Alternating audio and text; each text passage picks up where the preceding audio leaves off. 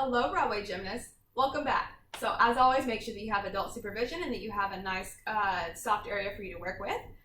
So yes, my pets are again in this video. The reason is because I am home alone and they like to be around somebody. So if I were to go on ahead and put them in their own rooms, it would be making a lot of noise and therefore interfering more with the video than they would be if I let them out. So yes, they are here, but hopefully they will behave. I know he will. He's sleeping. She's the one that's looking for attention. But regardless, we're going to go on ahead and get started with today's stretch. So today's lesson is going to be focusing on press to handstands. So if you are not comfortable with just normal handstands, I have made a previous video on it called Handstand Variations, in which I discuss teeter-totters, levers, a handstand in itself, handstand walks, and other stuff like that. So you can go on ahead and take a look at that video and practice until you get comfortable with normal handstands, and then you can proceed to this video wherever we're going to be doing press to handstands. So this stretch is going to be focusing on our legs, our hip flexors, moving our hip joint, and also stretching out our wrists because we will be upside down. Yes, she wants attention and she's mad because I'm giving you guys attention and not looking at her. But that is all right. Hi. Hi. She's just following my hand. I love it. Whenever I put her in the video for the pet gymnastics video, she didn't want anything to do with me. But now whenever I'm trying to work, she's wanting my attention. But typical cat behavior. Whenever you want to give them attention, they're like, no, leave me alone. Whenever you are trying to do something, they're like, oh, can I be involved? So I'm going to go on ahead and pike. Working the pike stretch is also going to be important because since we're going to be upside down and starting in the press to handstand, your feet need to be relatively close to your hands.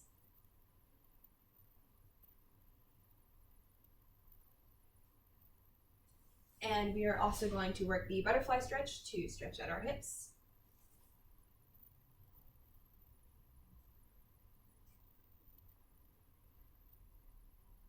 Oh, this is not a spot for you to sit.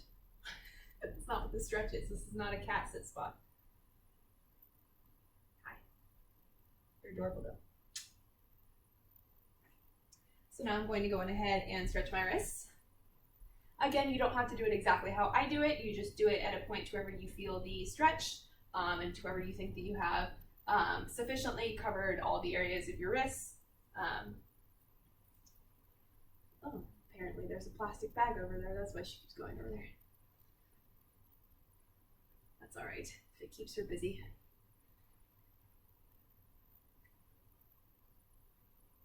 And the last thing that I'm going to warm up is the middle split because we're going to need pretty close to a full split to get the press to handstand. And I'll explain why that is in a bit because no, we're not doing a middle split in the press to handstand, but it is a position that you will pass through. Because in order to do the press to handstand, you're going to need to rotate your hip joint or the socket where your hip is connected to your pelvis. So you're going to hold this for about 10 seconds. And now what I'm going to do is explain a drill to you that will help you recognize what I mean by rotating your hip socket or your hip joint. So first I want you to start in a pike, and then what you're going to do is you're going to move your legs out into a straddle sit. So this is kind of the first part of the press to handstand, which is getting your legs out into a straddle. And then in order to be able to close into the handstand, you have to rotate your hip joint. So what I want you to do now is put your hands flat on the ground. And right here is kind of where you're going to feel your hips rotate. Right here. And then what you're going to do is you're going to go down on your elbows, or you can stay on your wrists, and then you're going to close your feet behind you.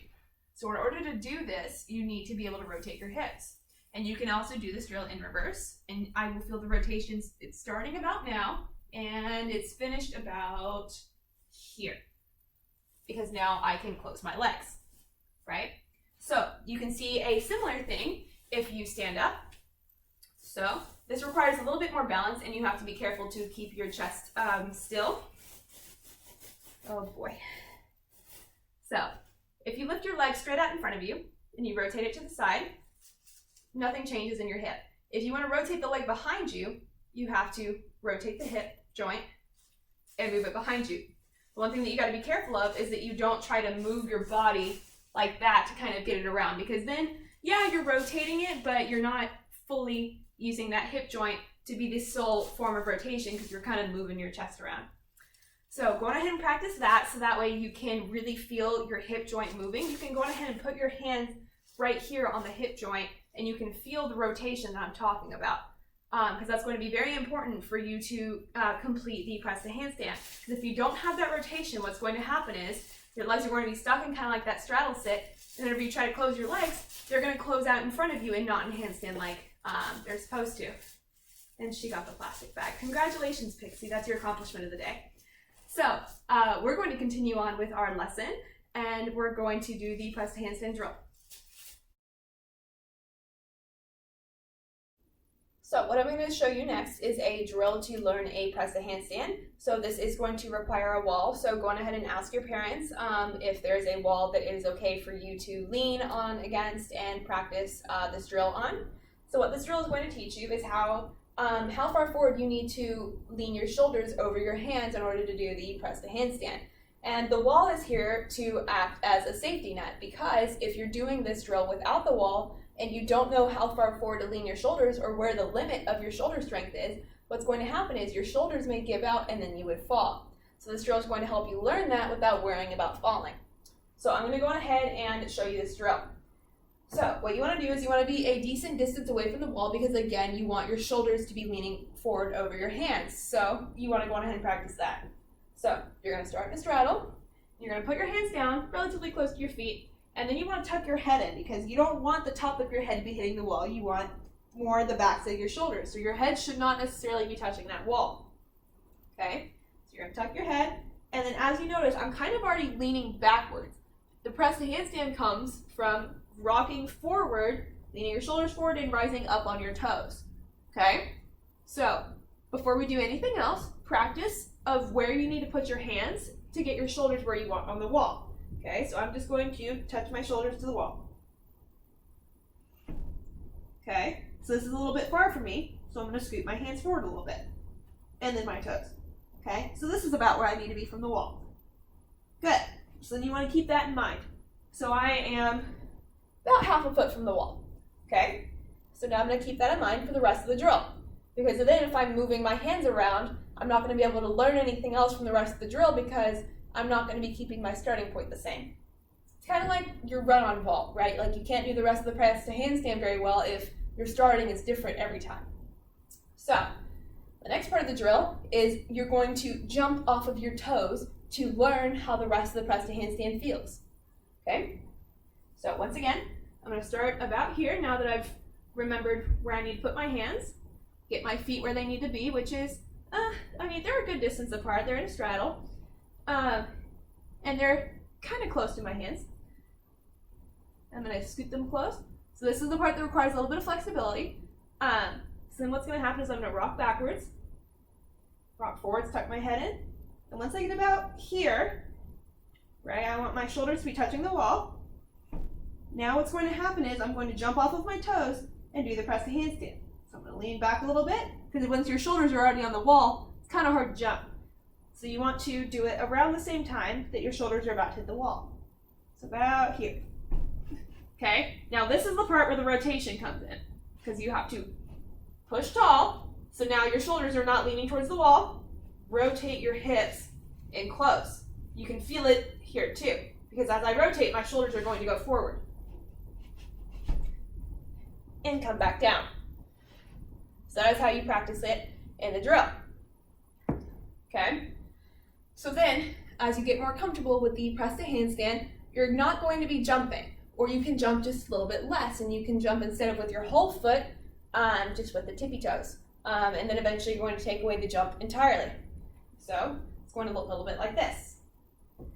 Shaking out my wrist a little bit just because my wrists are a little bit weaker. I need to keep doing my wrist exercises, but it's all good. So I'm going to put my hands down.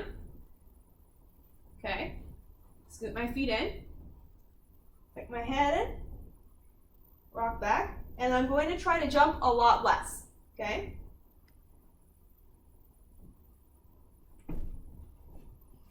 Rotation, pushing tall, and now I'm in a handstand, okay? So So notice that I don't have my feet on the wall because then I'm arching. So my bottom is on the wall because I'm in a slight hollow body, right? So that is what it should look like. So I have been a retired gymnast for a while, so I am no longer strong enough to do a press to handstand without using the wall, which is unfortunate, but it works the exact same way. So you just have to be comfortable. So if you want to practice getting away from the wall, what you're going to do instead is now you're going to bring yourself further away from the wall, right? And then the parents can step in, because if they see you start to fall forward a little bit, they can kind of guide you gently towards that wall so then you don't completely fall over, but instead you catch yourself on the wall, okay? So that's what happens. So instead of starting here, you're going to start just slightly further back, right? So then your shoulders aren't resting on the wall, but if you start to fall over, your feet will catch themselves on the wall, right? And then you can push yourself back upright and come back down safely, okay? You're just going to slowly increment your way away from the wall until you can do it away from the wall. And that is how you work on a press to handstand. So one of the things that you want to keep in mind is making sure that you stay strong on your shoulders. If you bend your arms, your body's going to be significantly weaker and you won't be able to hold that position, especially because you're going to be leaning forward. So if your elbows are bent out to the side or backwards, that's not going to help you at all. You have to let your shoulders do the work, otherwise your elbows are going to just get in the way, okay? And again, the straddle, you have to come out to the side, rotate, and bring them up. If they come back here, your feet are just going to drag you back this way and not straight up into the handstand, right? So I'm now going to move the camera slightly over here so that you can see a different angle of the press to handstand. So I'm going to pick you guys up. Okay, so now instead of seeing the angle of my shoulders, you're going to see the rotation of the legs. So hopefully you can see the rotation of the hip joint that I'm talking about. Okay, so once again, my hands are going to be about here, decent distance away from the wall. Okay, I'm going to tuck my head, get my feet pretty close, lean back, and press. Here's the rotation. Notice that I finished tucking the head in, but I can look at my hands, right? Then I'm going to straddle back down, rotate, and finish. So yes, my head is a little bit red. You're upside down, so you want to make sure that you pace yourself. If you start feeling lightheaded or tired, take a break, and then come back and continue working on your press to handstands. Also, again, because your wrists will get kind of tired because they're supporting your body weight, especially whenever you're leaning so far forward, because then your body weight's just on the very, very front of your wrist instead of your entire wrist. So pace yourself, make sure that you get enough air and that you rest out your wrists. If you need to put on like a wrist guard or something, go on ahead and do that. So if you have any questions, go on ahead and let us know, but if not, I hope you guys have a great rest of your day and you did a great job. I will see you guys next time.